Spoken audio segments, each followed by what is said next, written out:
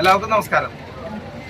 പൈതൃഗുരുവായൂരിൻ്റെ April 21 തൊട്ട് 28 കൂടി നടക്കുന്ന ഭാഗവത സപ്താഹത്തിൻ്റെ തുടക്കം കുറിച്ചു. ഇന്നിവിടെ അമ്മമാർക്ക് വിഗ്രഹങ്ങൾ കൊടുത്ത് ആ വിഗ്രഹങ്ങളുമായിട്ടാണ് ക്ഷേത്രനടയിൽ നിന്ന് ആരാധനായ സ്വാമിജിയും ഗുരുവായൂർ ദേവസ്വം അഡ്മിനിസ്ട്രേറ്ററും വിളക്ക് കൊളുത്തി തുടങ്ങുന്ന പ്രൊസഷൻ ടൗൺ ഹാളിലെത്തുകയും അവിടെ ഇന്ന് നമുക്ക് യോഗം ഉദ്ഘാടന സഭ ആരംഭിക്കുകയും ചെയ്യും. അപ്പോൾ അതിൻ്റെ മുന്നോടിയായ വിഗ്രഹം കൈമാറുന്ന ചടങ്ങാണ്. നമ്മളിന്ന് ധനലക്ഷ്മി പുരസ്കാരം നൽകി ആദരിക്കുന്ന ആരാധനായ വിജയകുമാർ സാറാണ് നൽകുന്നത്. അതുമാതിരി പാവണ അവിടെ എത്തിയിട്ടുണ്ട്. പാട്ടുകാരി എല്ലാവരെയും അച്ചൂപ്പടക്കം എല്ലാവരെയും സ്വാഗതം ചെയ്തു. അതെ, നല്ല ആദ്യം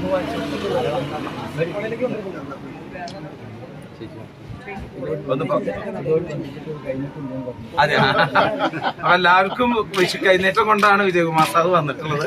എല്ലാവർക്കും വിഷു കൈനീട്ടം ആ സ്റ്റേജിൽ വെച്ച് കൊടുക്കാം അല്ലേ? പേര് വിളി.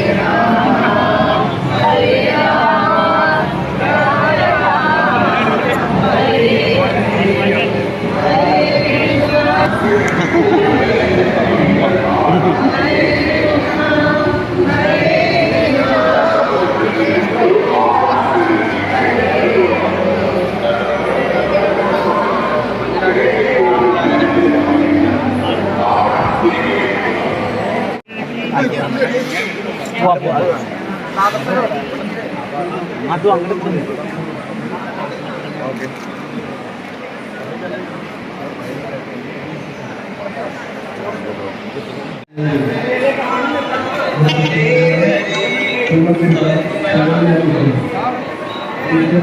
Hare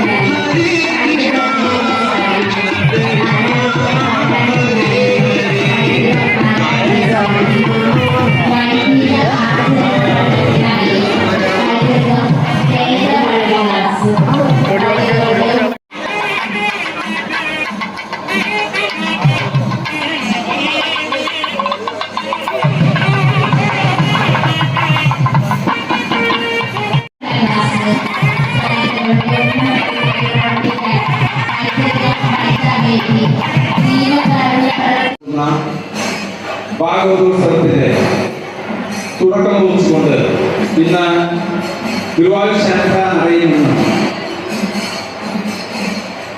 ഗുരുവായൂർ ദേവസ്വം അഡ്മിനിസ്ട്രേറ്റർ വിളക്ക് കൊടുത്തി തുടങ്ങിയ ഘോഷയാത്ര ഇന്നിവിടെ ഈ ടൗൺ ഹാളിൽ ഉദ്ഘാടന സഭ അഗ്നിലേ പുരോഹിതം യജ്ഞസ്യ ദേവമൃത്യുജം ഓതാരം രത്നദാതമം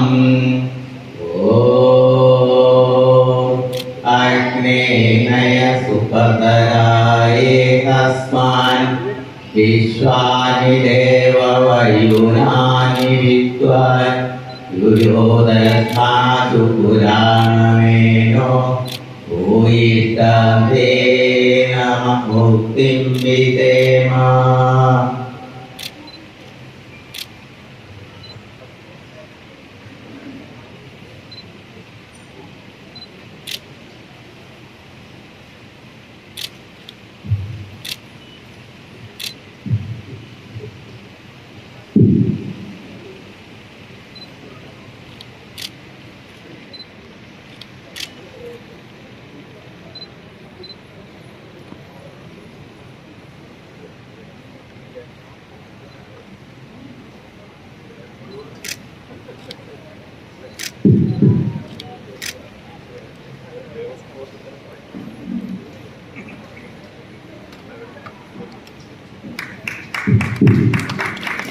യോഗത്തിൽ പ്രാർത്ഥന ആരംഭിക്കുന്നതിനായിട്ട് ഗുരുവായൂർ ദേവസ്വം കൃഷ്ണനാട്ട മാഷ മുരളിയെ വലിയ സ്നേഹത്തോട് കുറിച്ചു.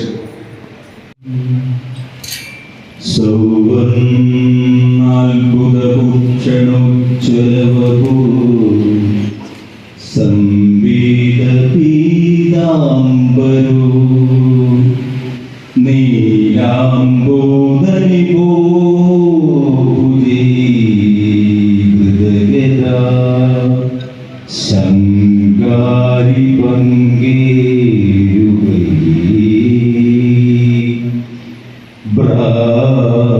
ബ്രാജിഷ്ണു ഗുരുവായൂർ മന്ദിരവിരോ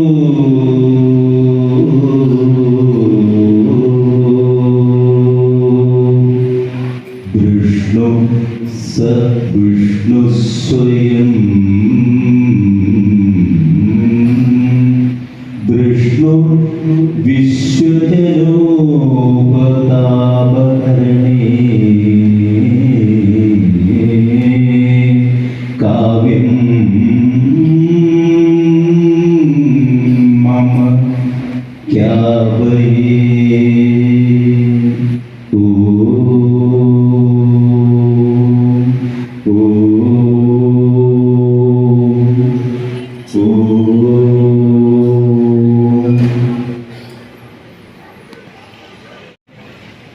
പൈതൃക ഗുരുവായൂരിന്റെ സപ്താഹ സമിതിയുടെ പ്രസിഡന്റ്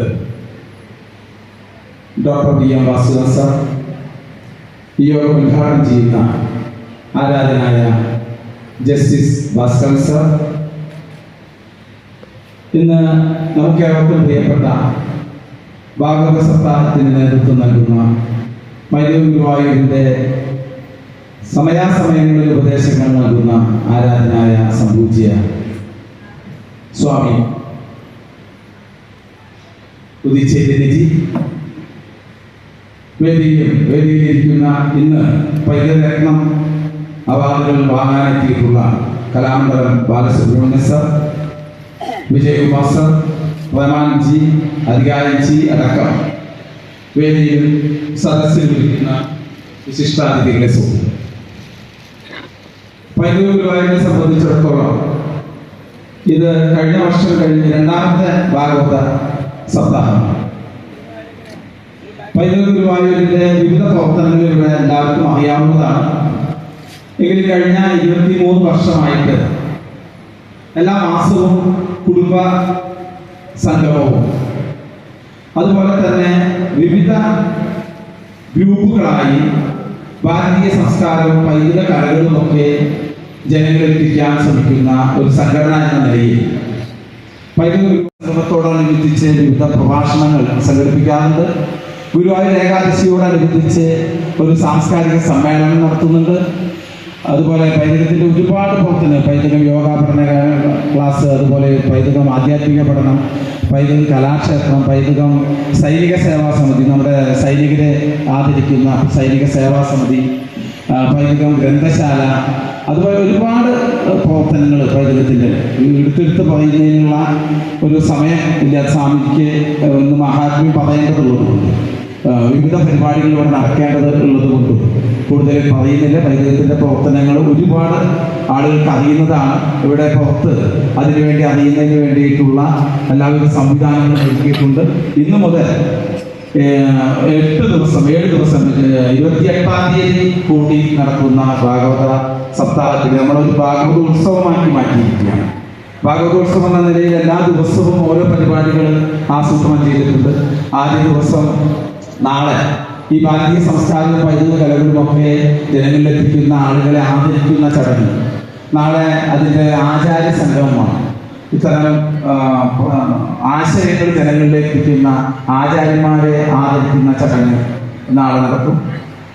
അടുത്ത ദിവസം പൈതൃക കലാ സംഗമമാണ്. പൈതൃക കലകളെ പ്രോത്സാഹിപ്പിക്കുന്ന ആളുകളെ ആദരിക്കുന്നു. അടുത്ത ദിവസം മാതൃസംഗമമാണ്. വിവിധ മേഖലകളിൽ പ്രവർത്തിക്കുന്ന വനിതകളെ, അമ്മമാരെ ആദരിക്കുന്ന ചടങ്ങാണ്. അതിനടുത്ത ദിവസം വിദ്യാർത്ഥി യുവജന സംഗമമാണ്. വിദ്യാർത്ഥികളുടെ വിഷ്ണു സഹസ്രനാമാർച്ചന നടത്തുന്നതിനുള്ള അവസരമാണ്. അത് കഴിഞ്ഞ് അടുത്ത ദിവസം 26-ാം തീയതി ജൈവ കർഷക ആയുർവേദ ഡോക്ടർമാരുടെ സംഗമമാണ്. 27-ാം തീയതി സൈനികരെ ആദരിക്കുന്ന നമ്മുടെ മേജർ രവി വരെ പങ്കെടുക്കുന്ന ദേശാഭിമാന സദസ്സാണ്. അതുപോലെ ഒരുപാട് കലകളുമായി ബന്ധപ്പെട്ട ഒരുപാട് പരിപാടികളുണ്ട്. ഓരോ ദിവസവും നൃത്യങ്ങളും തിരുവാതിരക്കളിയും അതുപോലെ നരസിംഹാവതാരം അടക്കം ദൃശ്യാവിഷ്കാരങ്ങളെ കാണാവുന്നതാണ്.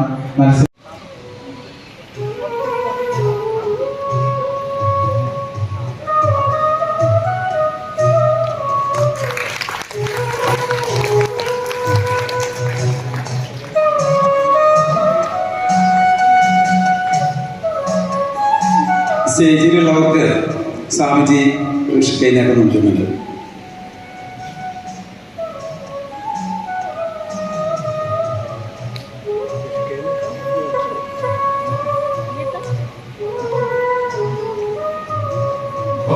അറബികൾ മലയാളികൾക്ക് ശാസനം കൊടുത്തിരിക്കുകയാണ്. ഒരെണ്ണം പുറത്തിറങ്ങി പോകത്തില്ല.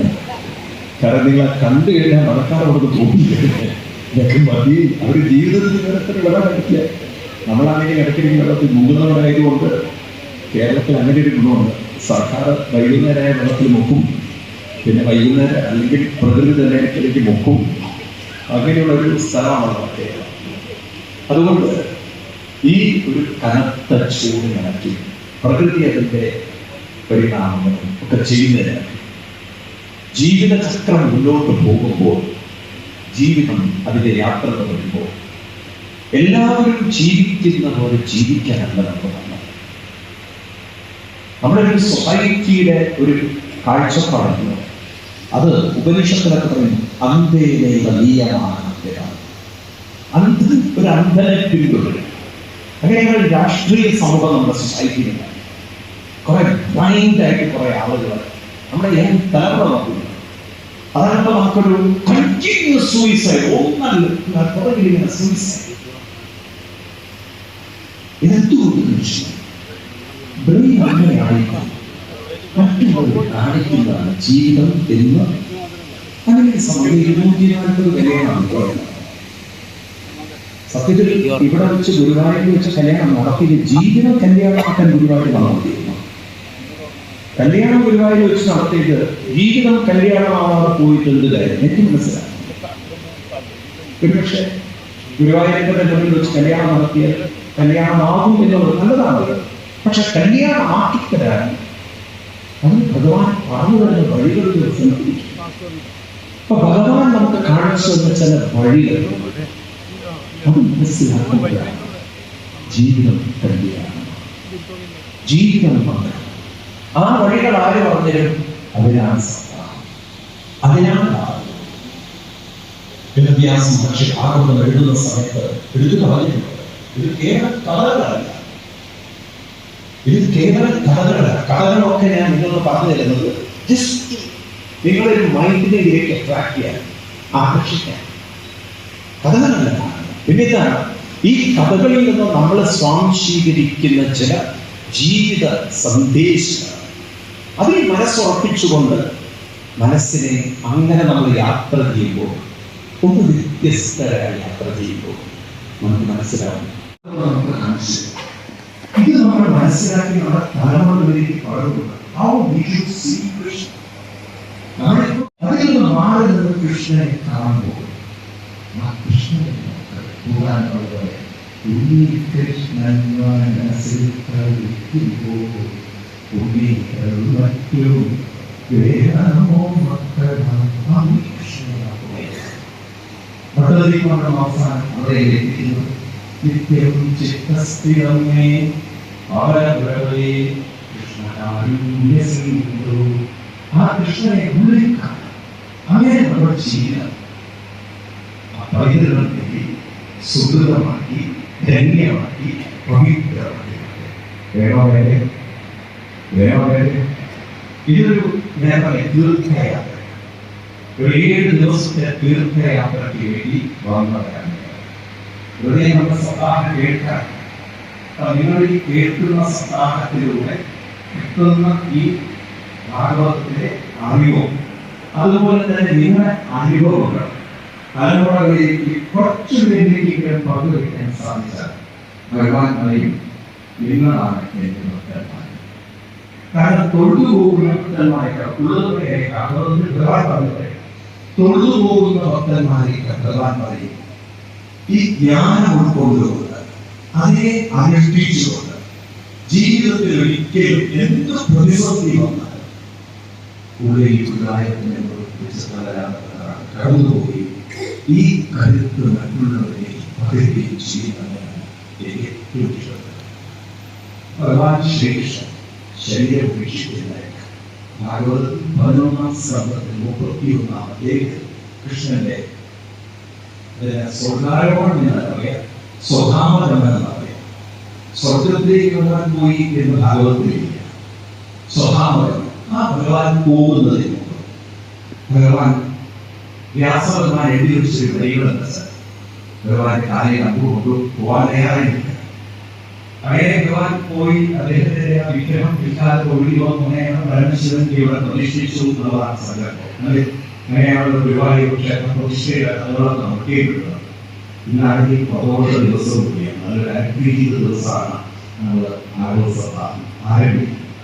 ഇതായത് ഭഗവാൻ ശരീരം ഉപേക്ഷിക്കുന്നതിന് മുമ്പ് ഭഗവാൻ എങ്ങനെയായിരിക്കും ശരീരം ഉപേക്ഷിക്കുന്നതാണ് മീൻസ് ആ സന്ദർഭത്തിനെ ഭഗവാന്റെ മനസ്സിലെത്താൻ എന്ത് ചിന്തിച്ചിട്ടാണ് ഭഗവാൻ ശരീരം ഉപേക്ഷിക്കുന്നത്? ആർക്കും പറയാൻ പറ്റും. ഭഗവാൻ എന്തെങ്കിലും ഓർത്തുകൊണ്ട് ആണോ, എന്തെങ്കിലും ചിന്തിച്ചുകൊണ്ടാണ് ശരീരം ഉപേക്ഷിച്ചത്? എന്തെങ്കിലും ചിന്തിച്ചിട്ടുണ്ടോ? ഭഗവാൻ ശരീരം ഉപേക്ഷിക്കുന്ന സമയത്ത് ആരെങ്കിലും സ്പഷ്ടമായി ആരെങ്കിലും ഓർത്തിട്ടുണ്ടാവും? ആരെങ്കിലും ഓർത്തിട്ടുണ്ടാവും?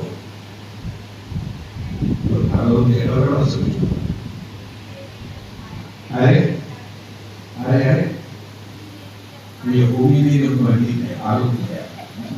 ഞാൻ ഭാഗവതത്തിൽ കേട്ടിട്ടുണ്ടാവില്ല, സ്വഭാവം കേട്ടിട്ടുണ്ടാവില്ല. അത് കേട്ടിട്ടുള്ള ആളുകളോട് ചോദിക്കുക. ഭഗവാൻ ശരീരം ഉപേക്ഷിക്കുന്ന സമയത്ത് വളരെ സ്പഷ്ടമായ ക്വസ്റ്റ്യൻ, ആരെയെങ്കിലും സ്നേഹിച്ചിട്ടാണോ ഭഗവാൻ ശരീരം ഉപേക്ഷിച്ചത്? അറിയുന്നവരുണ്ടോ? ഉപദേശം കൊടുത്തത് നമ്മൾ അത് കേൾക്കുമ്പോൾ ഉള്ളിൽ കുറയ്ക്കുന്നതാണ്. ഭക്തന്മാരെല്ലാം ഭഗവാൻ വളരെ സ്പഷ്ടമായി ഭാഗവതത്തിൽ പറഞ്ഞിട്ടുണ്ട്, സ്പഷ്ടമായി പറഞ്ഞിട്ടുണ്ട്. വരികളിലാണ് നമുക്ക് സമയം പറയുന്നത്. ഭഗവാൻ പിതാമഹം വീക്ഷ്യ വിഭൂതിരാത്മാവ് വിഭൂതി.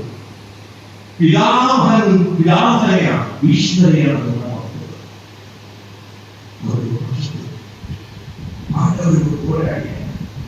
ഭഗവാനെ ആയുധമെടുപ്പിക്കുന്നത് പ്രതിജ്ഞ ചെയ്യുക.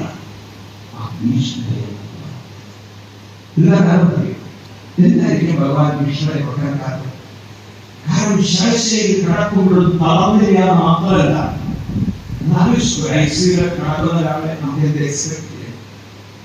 ശരത്തിൽ കിടക്കുന്ന ഭീഷ്മര് തളർന്നില്ല എന്ന് മാത്രമല്ല, മാനസികമായി തളർന്ന യുധിഷ്ഠിരന്റെ മനസ്സിനെ പിടിച്ചുയർത്തിക്കൊണ്ട് ജീവിതം വളരെ കർത്തവ്യം കഴിപ്പിച്ചുകൊണ്ട് കരുത്തോടെ കരുതലോടെ ധീരതയോടെ ജീവിതം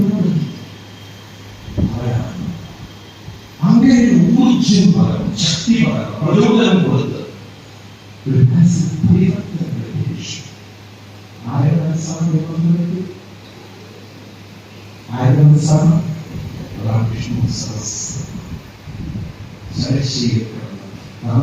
ഉപദേശിച്ചതാണ്, ഉപദേശിച്ചതാണ്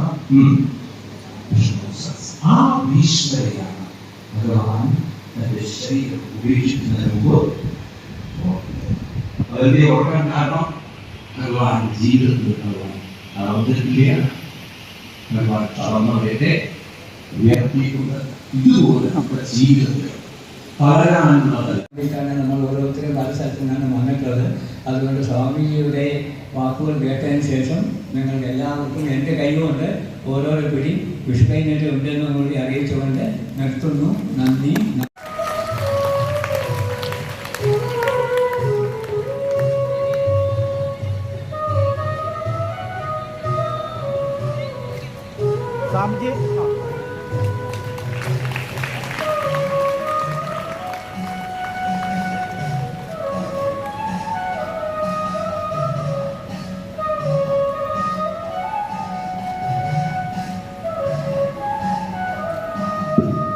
ഉപഹാരം സമർപ്പിക്കുന്നത് ജസ്റ്റിസ് ഭാസ്കർ സാർ.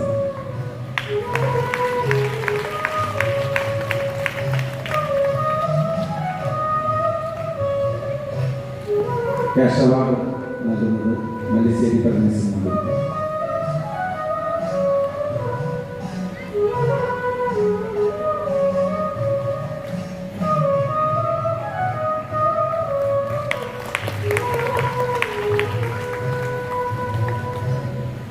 അടുത്ത സമാധാനം വൈദ്യുതം ധനലക്ഷ്മി പുരസ്കാരം. ഒരുപാട് സഹായങ്ങൾ അടുത്ത ദിവസം തന്നെ ഒരുപാട് സ്റ്റീൽ ബെഞ്ചുകൾ നൽകി സഹായിക്കുന്ന ആരാധനായ വിജയകുമാർ സാർ ചെന്നൈയിൽ നിന്ന് നമുക്ക് വേണ്ടി ഇവിടെ എത്തുകയും 9 മണിക്ക് അദ്ദേഹത്തിന് അങ്ങോട്ട് പോകേണ്ടതുകൊണ്ട് അദ്ദേഹത്തിനാണ് വൈദ്യുത ധനലക്ഷ്മി പുരസ്കാരം നൽകുന്നത്. ആ പുരസ്കാരം പൊന്നാട ഇടുന്നത് ആരാധനായ സ്വാമിജിയും പുരസ്കാരം നൽകുന്നത് ജസ്റ്റിസ് ഭാസ്കർ സാറുമാണ്. ഇതിനായിട്ട് രണ്ടുപേരെ ക്ഷണിക്കുന്നതോടൊപ്പം ഏറ്റുവാങ്ങുന്നതിനായിട്ട് വിജയകുമാർ സാറിനെ ക്ഷണിക്കും.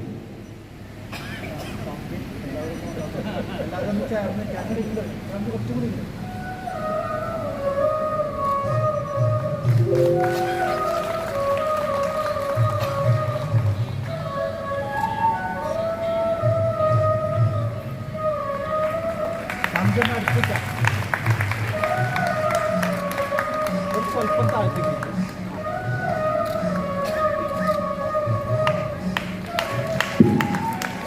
ഈ സപ്താഹ സമിതിയുടെ പ്രത്യേക വരിയായിക്കോളൂ ഇങ്ങനെ പിന്നിൽ നിന്നോ.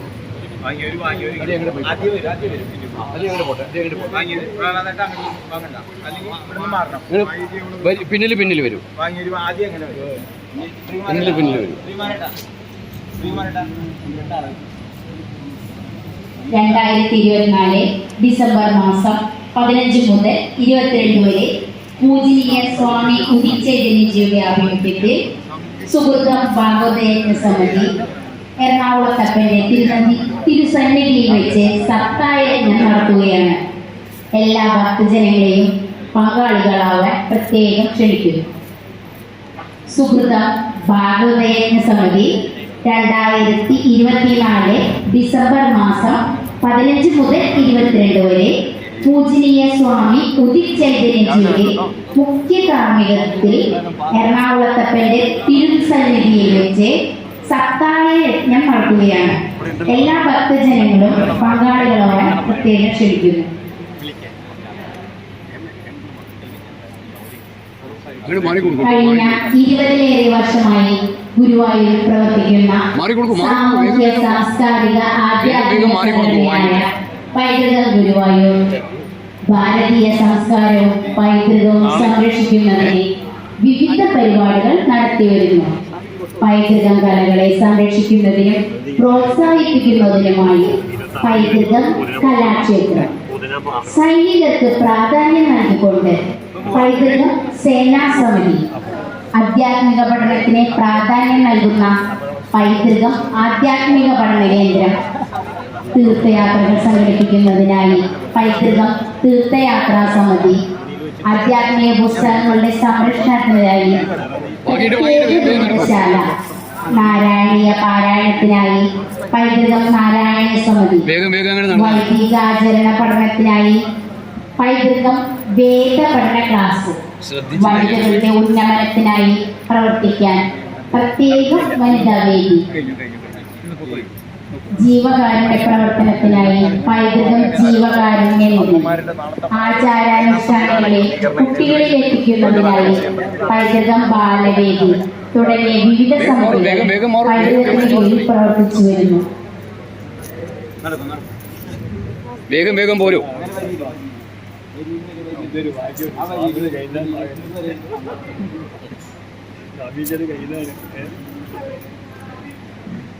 വേഗം വരൂ, വേഗം നടക്കുക. കഴിഞ്ഞ 20-ലേറെ വർഷമായി ഗുരുവായൂർ പ്രവർത്തിക്കുന്ന സാമൂഹ്യ സാംസ്കാരിക ആധ്യാത്മിക സംഘടനയായ പൈതൃകം ഗുരുവായൂർ ഭാരതീയ സംസ്കാരവും പൈതൃകവും സംരക്ഷിക്കുന്നതിന് വിവിധ പരിപാടികൾ നടത്തിവരുന്നു. പൈതൃകം കലകളെ സംരക്ഷിക്കുന്നതിനും പ്രോത്സാഹിപ്പിക്കുന്നതിനുമായി പൈതൃകം കലാക്ഷേത്രം, സൈനികർക്ക് പ്രാധാന്യം നൽകിക്കൊണ്ട് പൈതൃകം സൈനിക സേവാ സമിതി, ആധ്യാത്മിക പഠനത്തിന് പ്രാധാന്യം നൽകുന്ന പൈതൃകം ആധ്യാത്മിക പഠന കേന്ദ്രം, തീർത്ഥയാത്രകൾ സംഘടിപ്പിക്കുന്നതിനായി പൈതൃകം തീർത്ഥയാത്രാ സമിതി, ആധ്യാത്മിക പുസ്തകങ്ങളുടെ സംരക്ഷണത്തിനായി പൈതൃകം ഗ്രന്ഥശാല, നാരായണീയ പാരായണത്തിനായി പ്രത്യേകം നാരായണീയ സമിതി, വൈദിക ആചരണ പഠനത്തിനായി പൈതൃകം വേദ പഠന ക്ലാസ്, വനിതകളുടെ ഉന്നമനത്തിനായി പ്രവർത്തിക്കാൻ പൈതൃകം വനിതാ വേദി, ജീവകാരുണ്യ പ്രവർത്തനത്തിനായി പൈതൃകം ജീവകാരുണ്യ നിധി, ആചാരാനുഷ്ഠാനങ്ങളെ കുട്ടികളിൽ എത്തിക്കുന്നതിനായി പൈതൃകം ബാലവേദി തുടങ്ങിയ വിവിധ സമിതികൾ പൈതൃകത്തിന് കീഴിൽ പ്രവർത്തിച്ചു വരുന്നു.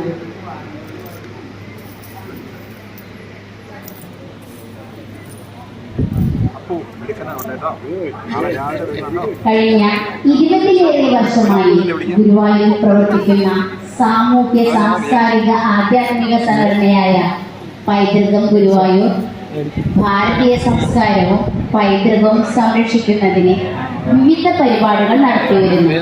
പൈതൃക കലകളെ സംരക്ഷിക്കുന്നതിനും പ്രോത്സാഹിപ്പിക്കുന്നതിനുമായി പൈതൃക കലാക്ഷേത്രം, സൈനികർക്ക് പ്രാധാന്യം നൽകിക്കൊണ്ട് പൈതൃകം സേനാ സമിതി, ആധ്യാത്മിക പഠനത്തിന് പ്രാധാന്യം നൽകുന്ന പൈതൃകം ആധ്യാത്മിക പഠന കേന്ദ്രം, തീർത്ഥയാത്രകൾ സംഘടിപ്പിക്കുന്നതിനായി പൈതൃകം തീർത്ഥയാത്രാ സമിതി, ആധ്യാത്മിക പുസ്തകങ്ങളുടെ സംരക്ഷണത്തിനായി പൈതൃക ഗ്രന്ഥശാല, നാരായണീയ പാരായണത്തിനായി പൈതൃകം നാരായണീയ സമിതി, വൈദികാചരണ പഠനത്തിനായി പൈതൃകം വേദ പഠന ക്ലാസ്, വനിതകളുടെ ഉന്നമനത്തിനായി പൈതൃകം വനിതാ വേദി, ജീവകാരുണ്യ പ്രവർത്തനത്തിനായി പൈതൃകം ജീവകാരുണ്യ നിധി, ആചാരാനുഷ്ഠാനങ്ങളെ കുട്ടികളിൽ എത്തിക്കുന്നതിനായി പൈതൃകം ബാലവേദി തുടങ്ങിയ വിവിധ സമിതികൾ പൈതൃകത്തിന് കീഴിൽ പ്രവർത്തിക്കുന്നു.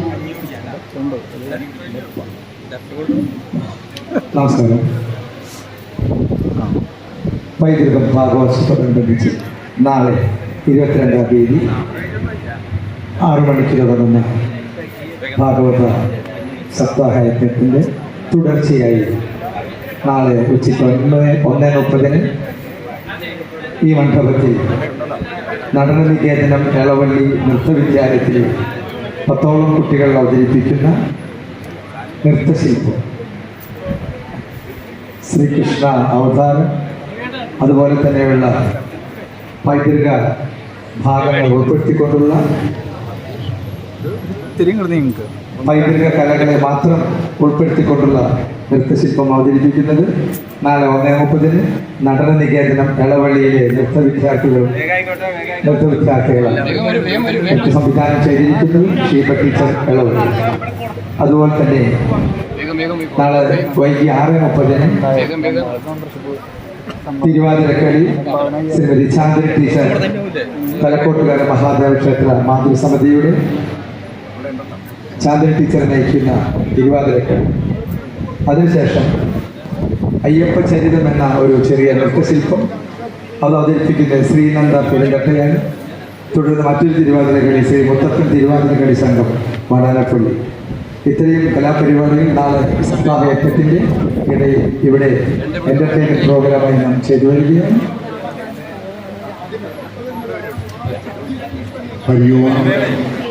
നാളെ കാലത്ത് വിഷ്ണു സഹസ്രനാമത്തിന് സ്വാമിജി വരുന്നതിന് മുന്നേ കഴിഞ്ഞ കൊല്ലം നമ്മൾ നടത്തിയിരുന്ന മാതിരി ഋഗ്വേദത്തിനെയും യജുർവേദത്തിനെയും ചില മന്ത്രങ്ങൾ കൂടി ഇവിടെ ആലപിക്കുന്നതാണ് വിഷ്ണു സഹസ്രനാമത്തിന് മുന്നോടിയായിട്ട്. കഴിയും.